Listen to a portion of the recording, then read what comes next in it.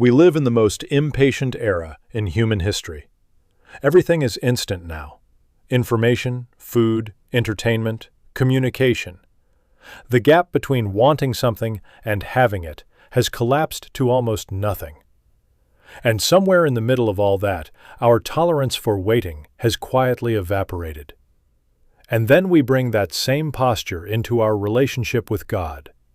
We bring our timeline, our urgency, our desperate need for things to move, and we lay it at His feet. And then we wait. And nothing happens. And we wait longer. And we start to wonder if He heard us, if He cares, if the promise was real. Isaiah 40, verse 31 says, "But those who wait on the Lord shall renew their strength. They shall mount up with wings like eagles. They shall run and not grow weary. They shall walk and not faint." Those who wait. Not those who figure it out. Not those who push hard enough. Those who wait. Waiting is not passive. In the original Hebrew, the word translated wait here carries the image of twisting together, like a rope being braided. Multiple strands wound around each other until what is produced is something far stronger than any single strand alone. Waiting on the Lord is the process of your life being wound together with His purposes until what emerges cannot be broken. The delay is not a denial. I want to say that again.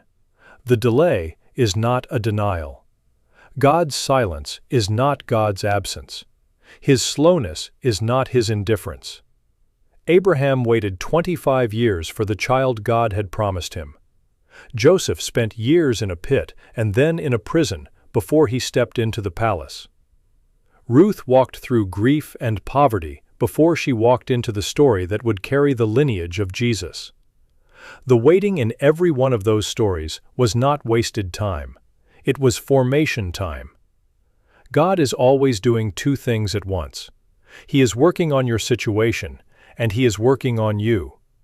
And sometimes the work He's doing in you has to be finished before He can open the door in front of you. Because you wouldn't be ready for what's behind it. Not yet. I know waiting is hard. I know when the prayer has been the same for months or years, and the answer hasn't come, something in you wants to give up. Something in you starts building a case for why God has forgotten you. But consider this. The same God who placed the stars in the sky knows your name.